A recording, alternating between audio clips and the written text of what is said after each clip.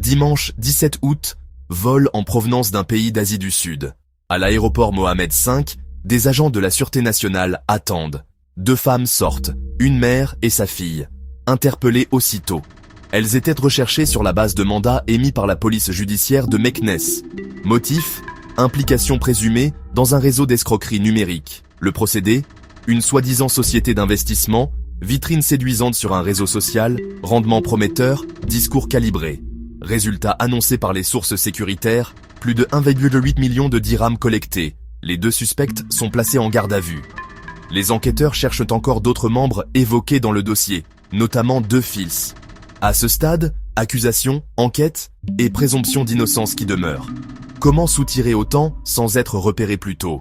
On fabrique d'abord une façade crédible, nom sérieux, visuel propre, profil rassurant. On injecte l'urgence, offre limitée, dernier palier, demain ce sera fermé. On flatte la personne, vous faites partie des profils retenus. Une première somme modeste part, puis on envoie un faux relevé montrant un gain spectaculaire.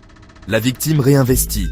Puis l'accès se fige, réponse espacée, justification technique et finalement silence. Entre-temps, l'argent a circulé, fragmenté sur plusieurs comptes ou retiré. 3 vulnérabilités sont exploitées: manque de vérification légale, confiance dans l'emballage numérique, retard des plaintes par honte ou incrédulité. Aspect particulier. Ici, structure familiale présumée, ce qui réduit les risques de dénonciation interne et facilite la coordination. Leur retour par avion laisse penser à une tentative de reprise de contrôle ou de déplacement après les opérations en ligne. Pourquoi ces scénarios marchent encore? Parce qu'ils promettent la formule impossible: rendement élevé, rapide, sans risque. Dès qu'on t'affirme ça, réponse simple, sortie immédiate. Quelques réflexes sauvent des économies entières. Vérifier l'existence légale de la société, refuser toute décision sous pression horaire, se méfier des captures d'écran de gains invérifiables, exiger des contrats formels avant transfert, ne jamais envoyer plus que ce qu'on accepterait de perdre totalement à l'instant.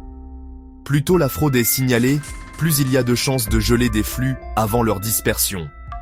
Cette arrestation pourra peut-être remonter des canaux techniques, faux conseillers, groupes fermés, circuits de blanchiment.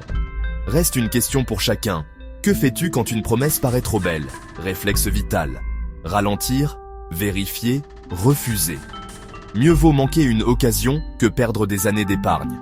Si ce genre d'histoire t'intrigue, abonne-toi, d'autres arrivent très vite.